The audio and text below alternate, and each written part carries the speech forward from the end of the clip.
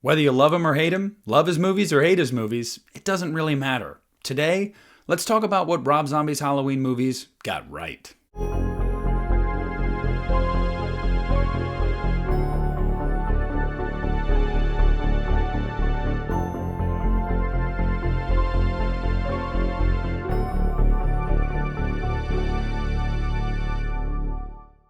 Hey, what's up everybody? Nick here, and today I want to talk about what Rob Zombie's Halloween movies got right. Now, if you are someone that hates these two movies and just hates Rob Zombie entirely, don't worry. The next video I'm going to do is going to be what they got wrong. But you should probably know, I am a big fan of Rob Zombie. However, I'm going to try to be objective here and just talk about things that I think most people, whether you love or hate these movies, can agree that he did well. And the first thing that Rob Zombie got right was Michael Myers. Now, again, this is multifaceted. First and foremost, in his first movie, the casting of Daeg Faerch as young Michael Myers is great casting. Look, Daeg has this childlike innocence, but also this sinister evil behind those eyes. And I think it works so perfectly. I think at times he can be this sweet angelic kid, and then at other times he can come across like a psychopath. I think it was perfect casting. But then it's really Tyler Mane as Michael Myers. Look, Tyler Mane is a freaking beast. A freight train, a semi-truck. Now, I understand that for some people, they're like, well, Michael Myers doesn't need to be that. He doesn't need to be super tall and super strong. You're right, he doesn't need to be. But I think it was nice in a modern retelling of that first movie to have a different kind of Michael Myers. Because in that era, the late 2000s, we were seeing a lot of these killers like this. They were big, they were strong, they were fast, they were smart, and I feel like it just worked, and it worked for the time too.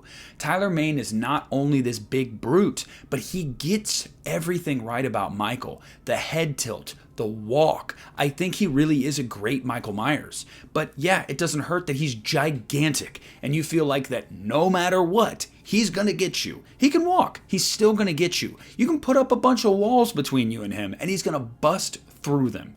Tyler is a fantastic Michael Myers, from the look to the way he portrays the character, and he instills fear in you, because for the first time, I think a lot of people were like, I don't know if I could take that Michael Myers, and let me tell you something, you couldn't. The next thing that Rob's Halloween movies got right, the cast, across the board. Look, I think that this is probably some of the best casting in the entire franchise, if not the best. Brad Dourif as Sheriff Brackett is phenomenal casting. He is so much better than Charles Cyphers in literally every conceivable way. Now, it helps that Brad Dourif is a very accomplished, well-known horror actor, but he really brings a lot of gravity to this character. You really like this character. I already mentioned the casting of Michael, both as an adult and as a child, which I think were both great. The girls, fantastic. Look, Scout Taylor Compton as Laurie Strode. She doesn't really come into her own in the second movie, but she's fine in the first movie for just your average run-of-the-mill teenage girl. Then you bring back Danielle Harris as Annie Brackett, which is fantastic. And it was perfect because she was 30 years old playing someone that was 17 or 18, and she looked it. And I actually really like Christina Klebe as Linda as well. She isn't as spunky as PJ Soles, but she brings her own flair, and I think she plays off of the other two girls really well. And I like that trio quite a bit. Malcolm McDowell as Dr. Loomis is fantastic casting. I genuinely don't know if you could have done better. And you may not like the direction they took Loomis in Halloween 2, but I feel like it's really realistic, and I respect that Rob went a different route. But he's great in this movie. Across the board, you just get really good performances, really good characters, and for once I actually like Sherry Moon as Deborah in the first movie. We'll get to the second movie with The Wrong, okay? But I actually kind of liked her. I was like, yeah, she seems like she could be his mom. So look, the casting, the performances, they're aces. Next thing they got right was the locations. Look, Rob shot his first movie in South Pasadena, California, just streets away from the original Halloween, and even reused a couple of different locations for different things, but still. And it's honestly awesome. It adds this level of continuity that didn't need to be there, but it also feels very familiar. Look, the original Halloween, it really did feel like the Midwest. Now, sure, you can see some palm trees in the background at some point, but it did feel like it. And that's because South Pasadena is this little town that is like a slice of the Midwest, just smack dab in Southern California. If you've ever been, you would be shocked to be like, this feels like a neighborhood, from my town, if you're from the Midwest. And it really does.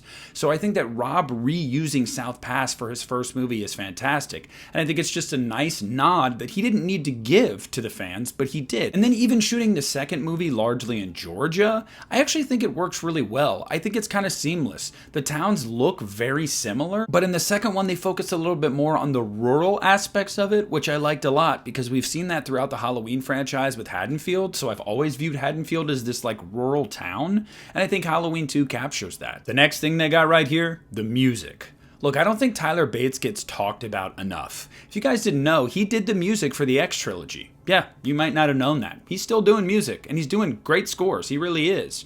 But I think he does a fantastic job with these two movies specifically, and they're very different scores. The first movie is a lot of repurposed themes from the original Halloween, but he peppers them throughout the movie. It is a nice tribute to the original score while also adding his own little flair, and it feels, I don't know, almost kind of like metal. Like, I use that word a lot when I describe some of these scores, but it really does. And then in the second movie, he goes an entirely different route. You only hear two themes from the original Halloween, and they're at the very end of the movie. And even they are different. He adds his own flair to them. A lot of the second one's score is these ambient noises, these very industrial sounds. And I actually really like it because I think it works perfectly with the style of that movie. So I've got to give a shout out to Tyler Bates here because I think he knocks it out of the park with both movies. Now, being a hater or a lover of Rob Zombie's Halloween movies, you gotta give him this. The next thing, the kills. Look, I talked about how Michael Myers is imposing, how Michael Myers is truly like a physical specimen. They kill it with the kills in these movies. Wayne Toth, massive shout out to Wayne Toth, the special effects artist for these movies. It's just great. The kills look great. The gags, the props, they're awesome. There's some truly grisly imagery and it's all practical. All of it. Like, I'm sure there's shots of CG here and there, but you know what I mean. Especially the aftermath, it's all practical. It looks phenomenal. Wayne Toth is really, really good. And I definitely don't think he gets talked about enough. He's done most of Rob's makeup effects. And I gotta be honest with you guys, whether you hate Rob or not, he really does do a good job with the carnage in his movies. And these Halloween movies may be some of the best carnage he's ever done. I think the kills are really inventive. There's some nice throwbacks to the kills in the original movie, specifically in his first movie, that are just a little bit different but nice homages. But there's just a ton of brutality in these movies that at times is just delicious to look at. And then piggybacking off of that, the next thing they really do well here is capturing the fear again. See, Michael is unforgiving, and these movies in and of themselves are unforgiving. You don't feel like Michael's going to spare anybody. And nor should you. He is supposed to be a machine, a motiveless killer, and he really feels like that in these movies. But specifically what I mean here is, through talking to people over the years, they've all agreed, this is the Michael you wouldn't want chasing you. This is the Halloween universe you wouldn't want to be caught in. Why? Because you feel like no matter what you do, he's gonna get you. Once he gets you, he's going to eviscerate you. It's going to be painful. It is not going to be a fun time. You fear this Michael. You fear this universe. You wouldn't want to be put in the middle of this. And that sure goes into Michael Myers, but it's really just largely there is an air of menace about this movie and this character. And I think that Rob Zombie truly did in a lot of ways make Michael Myers intimidating in a way that we had never had him be before. The next thing they did really well here was the psychological horror. And what I mean by that is specifically with Rob Zombie's Halloween 2.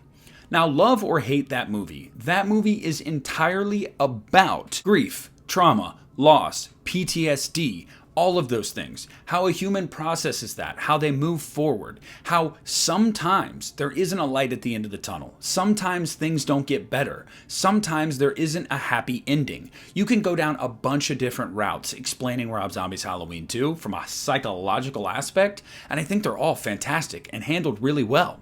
Some people say they hate Laurie Strode in Rob Zombie's Halloween 2 because she's not this bubbly, happy-go-lucky girl. I'm sorry, she wouldn't be. Like, she just wouldn't be. I like that darker approach to it. Let's bring these characters back and let's see how this impacted them. And what if they got worse, not better? Again, I've said in many videos before, sometimes we don't like that in our movies because we want a happy ending, but that happy ending isn't always realistic. And I really like how they delve into that in the second movie, because that's really what the second movie's about.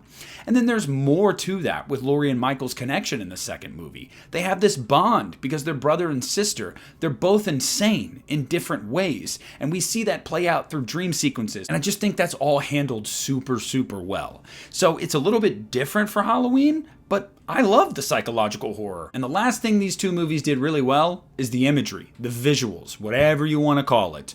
Look, gorgeous, absolutely gorgeous looking movies. Rob's first movie is very much what you would expect. A lot of desaturated colors, a lot of oranges and reds and yellows, really giving you that fall vibe and aesthetic and atmosphere. He does a great job with that. His second movie, much different, darker. We're talking whites, blacks, grays, blues, all throughout that movie.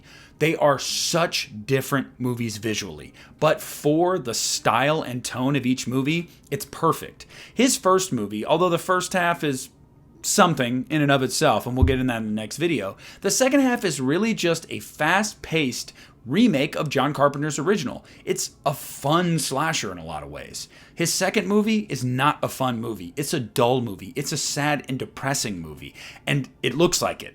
And I just love that. I feel like the visual style for each movie is just absolutely perfect for the tone of each one. So I gotta give a shout out to that. These movies look gorgeous. So look, love or hate Rob's Halloween movies, he did some things well. He's clearly a horror fan. He's clearly a fan of the original Halloween.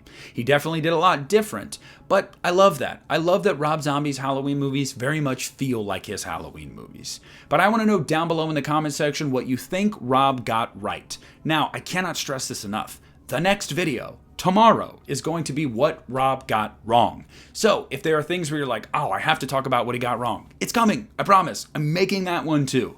But I want to hear down below what you think he got right. So comment down below and let me know. Leave a like on this video. Subscribe to my channel if you haven't already. This is Nick at the Lost River Drive-In, and I'm pulling out.